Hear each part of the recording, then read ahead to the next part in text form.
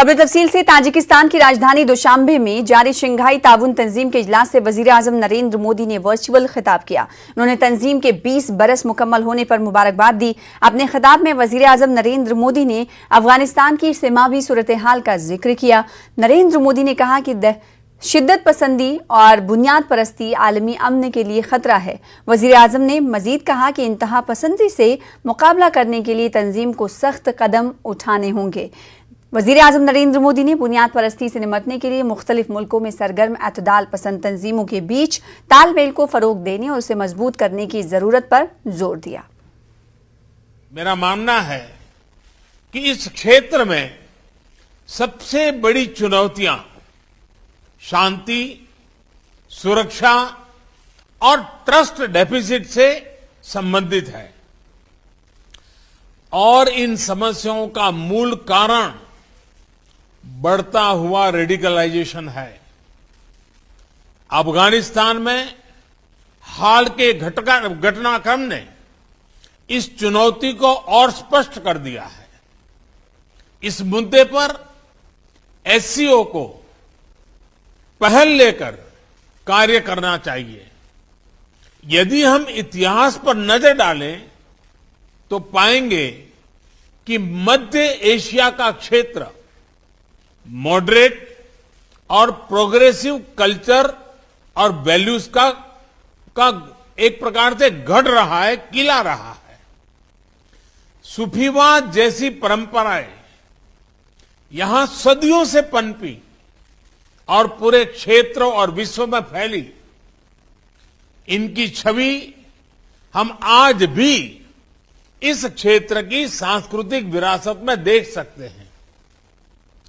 मध्य Asia की इस ऐतिहासिक धरोहर के आधार पर एससीओ को रेडिकलाइजेशन और एक्सट्रीमिज्म से लड़ने का एक साझा टेम्पलेट डेवलप करना चाहिए। भारत में और एससीओ के लगभग सभी देशों में इस्लाम से जुड़ी मॉडरेट, टॉलरेंट और इंक्लूसिव संस्थाएं और परंपराएं हैं। एससीओ को इनके बीच एक मजबूत नेटवर्क विकसित करने के लिए काम करना चाहिए। इस संदर्भ में मैं एससीओ के रैट्स मैकेनिज्म द्वारा किए जा रहे उपयोगी कार्य की प्रशंसा करता हूं। और अब बात करेंगे वजीर आजम नरेंद्र मोदी की सालगिरह की।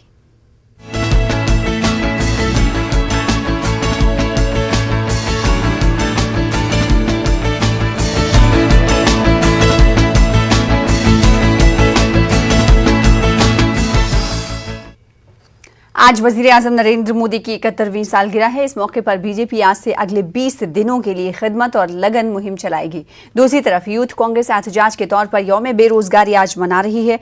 जराये के मुताबिक पीएम मोदी की सालगिरह के मौके पर हुकूमत की जानिब से 2 करोड़ लोगों को पोलियो के कतरे पिलाने का हदफ भी मुकर्रर कर लिया गया है। पीएम मोदी की अवामी खिदमत को 2 दहाइयों 7 अक्टूबर को मुकम्मल हो रही हैं 2 दहाइयां। इसलिए नरेंद्र मोदी ने 7 अक्टूबर 2001 को पहली बार गुजरात के वजीर आला के तौर पर हलफ लिया था। उसके बाद से पीएम मोदी मुसलसल आईनी ओहदे पर कायम हैं। लखनऊ में विश्वकर्मा जयंती और वजीर आजम नरेंद्र मोदी की सालगिरह के मौके पर मुनक्किदा प्रोग्राम में वजीर आला योगी आदित्यनाथ ने शिरकत की। इन्होंने विश्वकर्मा मजदूर योजना के तहत 21,000 मुस्तहिकीन में टूल किट्स बांटे।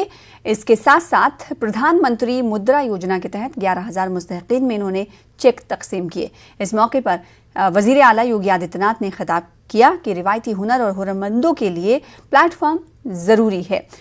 हुकूमत हुनरमंदों को खुद कफील और बाइख्तियार बनाने के लिए कोशां है। जुड़ी हैं 50,000 रुपए की धनराशि का ऋण स्टेट बैंक ऑफ इंडिया के माध्यम।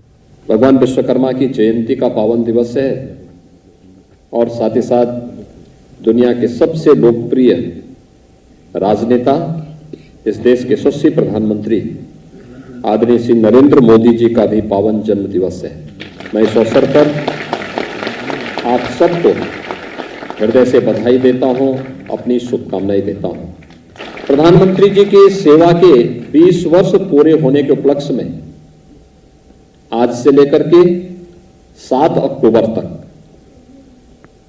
प्रधानमंत्री मोदी जी के सेवा के 20 वर्ष जो मुख्यमंत्री के रूप में और प्रधानमंत्री के रूप में उन्होंने अपना यशस्वी नेतृत्व से देश को, समाज को एक नई दिशा दी है। इसको एक विकास उत्सव के रूप में उत्तर प्रदेश सरकार आयोजित कर रही है और विकास उत्सव की शुभारंभ हमने उन कार्यक्रमों के माध्यम से किया है जो हमारे परंपरागत उद्यम हैं, हस्तशिल्पी हैं, उनके हुनर को सम्मान देते हुए आज का एक कार्यक्रम यहां पर आयोजित हो रहा है। मैं इस अवसर पर आप सभी परंपरागत जो हस्तशिल्पी हैं उनके हुनर को नमन करते हुए हृदय से अभिनंदन करता हूं, आप सबका स्वागत करता हूं।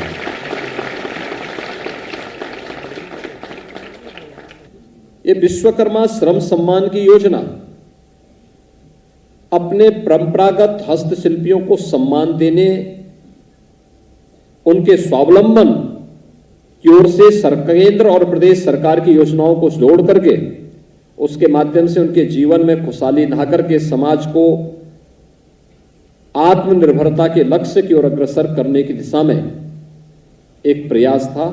और मुझे प्रसन्नता है कि हमारे इन परंपरागत हस्तशिल्पियों ने इस दौरान प्रदेश सरकार की योजनाओं का भरपूर लाभ लेकर के, क्योंकि 18 के बाद हमें केवल 1 वर्ष का समय मिल पाया था, पिछले 1.5 वर्ष से पूरा देश, पूरी दुनिया कोरोना महामारी का सामना कर रही है।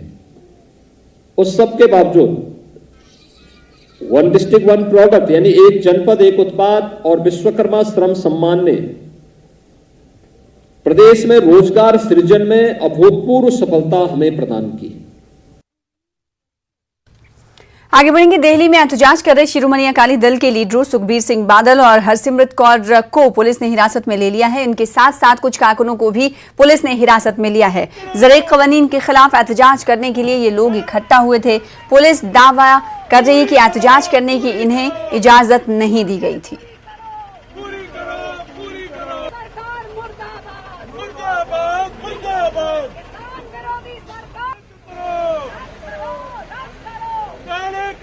रद्द करो,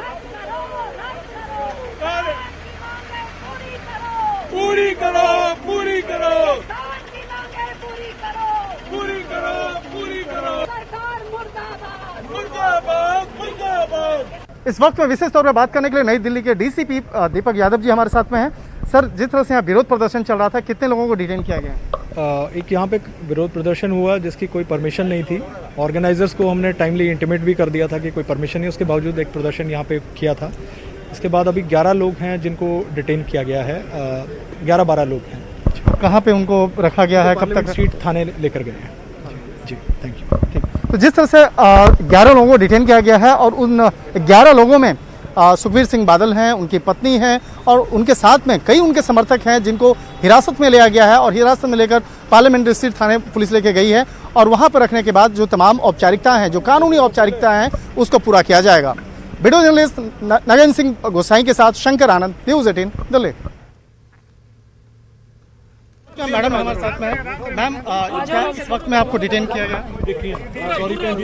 जी, हम ये काले कानूनों के खिलाफ जहां श्रोमणी अकाली दल ने जिस दिन से आज 1 साल पूरा हुआ है जब इसको जोर और जबर के साथ पार्लियामेंट में पास किया गया, तो हमने अपना सबसे पुराना नाता भी छोड़ा, मंत्रिमंडल भी छोड़ा और 1 साल से हम किसानों के साथ खड़े होकर हम उनकी लड़ाई लड़ रहे हैं।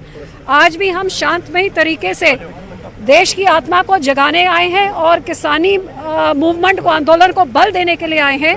और ये जो केंद्र की सरकार है, इनकी सोई हुई मरी हुई आत्मा को जगाने आए हैं कि 700 किसान शहीद हो गए हैं, साल भर से बैठे हुए हैं दिल्ली के बॉर्डर में। ना दिल्ली सरकार उनकी परवाह कर रही है, ना केंद्र की सरकार परवाह कर रही है और ना ही पंजाब की चुनी हुई सरकार उन किसानों की परवाह कर रही है।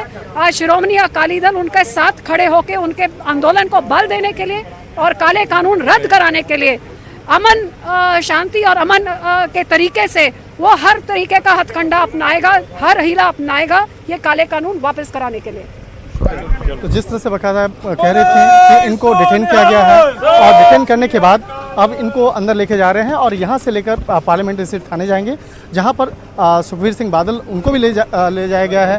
तो एक तरह से कहा जा सकता है कि जिस तरह से इनका कहना स्पष्ट था कि कृषि से संबंधित जो काले कानून हैं उसको लेकर वो आगे भी धरना प्रदर्शन करते रहेंगे और जब तक ये कानून वापस नहीं लिया जाएगा तब तक आगे भी इस तरह के प्रदर्शन को वो जारी रखेंगे। वीडियो जर्नलिस्ट नगेंद्र सिंह गोसाई के साथ शंकर आनंद, न्यूज़ 18 दिल्ली। एनसीआरबी की रिपोर्ट को लेकर मध्य प्रदेश में बीजेपी और कांग्रेस के बीच सियासी घमासान जारी है। एनसीआरबी के जरिए साल 2020 के जारी करदा अदादशुमार में SC/ST पर होने वाले जराइम में मध्य प्रदेश को मुल्क में सर-ए-फहरिस्त रखा गया।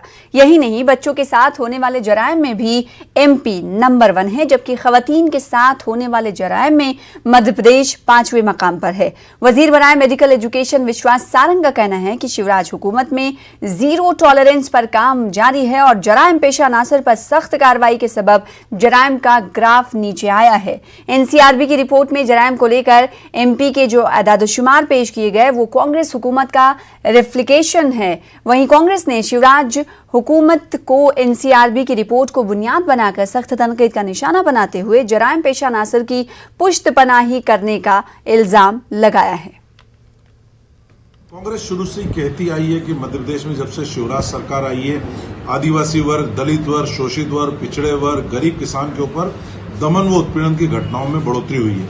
लगातार ये वर्ग खुद को असुरक्षित महसूस कर रहा है। चाहे नेमावर की घटना की बात करें, चाहे खरगोन की घटना की बात करें, चाहे नीमच की घटना की बात करें, लगातार इस तरह की घटनाएं प्रतिदिन सामने आ रही।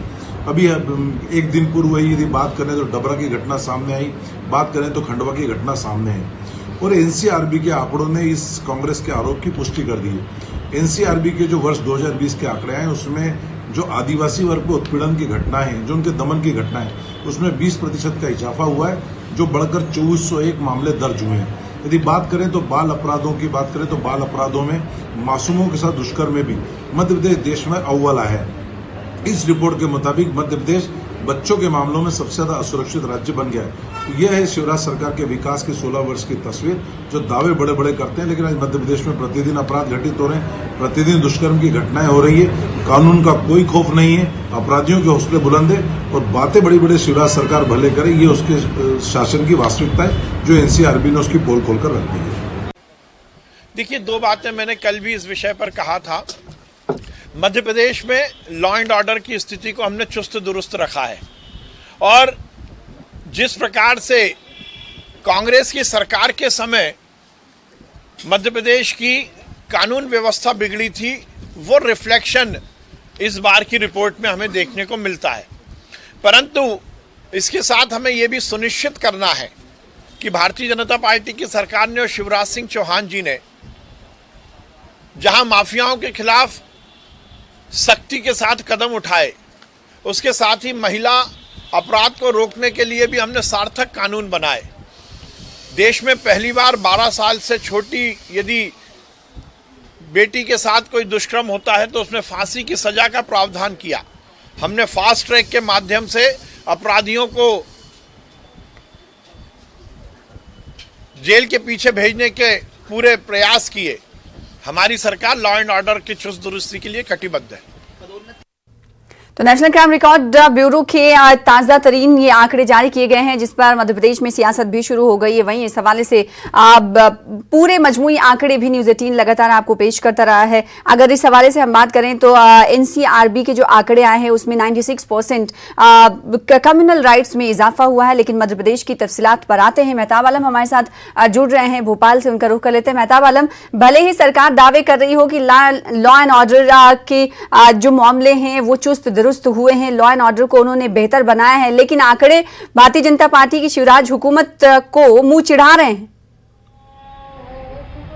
यकीनी तौर पर जो आंकड़े हैं मुंह चिढ़ा रहे हैं और हुकूमत इससे जो है इनराफ नहीं कर सकती है, क्योंकि अगर मैं पिछले 22 अगस्त से बात करूं तो 22 अगस्त से आज जो है तक की, अगर से जो है 17 सितंबर तक की बात करें तो अब तक जो है मध्य प्रदेश में 47 ऐसे वाकयात हो चुके हैं जहां पर तशद्दुद हुआ है। तशद्दुद न सिर्फ SC/ST के साथ हुआ है, आदिवासियों के साथ हुआ है, बल्कि अकलियतों के साथ अगर मॉब लिंचिंग की हुजूमी तशद्दुद की बात करें तो उसमें भी इजाफा हुआ है। हुकूमत बड़े बड़े दावे कर रही है, लेकिन सच यह है कि जराइम पेशा अनासिर पर जो है कंट्रोल नहीं है। और इसके साथ हुकूमत ने अब नया कर दिया है कि मध्य प्रदेश में अब जराइम को रोकना तो अलग बात है, सट्टा को, लॉटरी को भी जायज करार दिया है। इससे आने वाले दिनों में हो सकता है क्राइम के इजाफा और बढ़ जाए, चाहे हम बच्चों की बात करें या दलितों की उसकी बात करें, हुजूमी तशद्दुद बिल्कुल। रिकॉर्ड जो है नेशनल क्राइम रिकॉर्ड ब्यूरो की अदाद-ओ-शुमार वो पूरी तस्वीर साफ कर देती, भले ही सरकार के दावे कुछ और हों। बेहद शुक्रिया हमारे साथ जुड़ने के लिए, वक्त की कमी है, हमारे साथ जुड़ने के लिए, तफसील से बातचीत करने के लिए मेहताब आलम। बुलेटिन में फिलहाल इतना ही। आइए अब देखते हैं क्रिप्टो की समझ।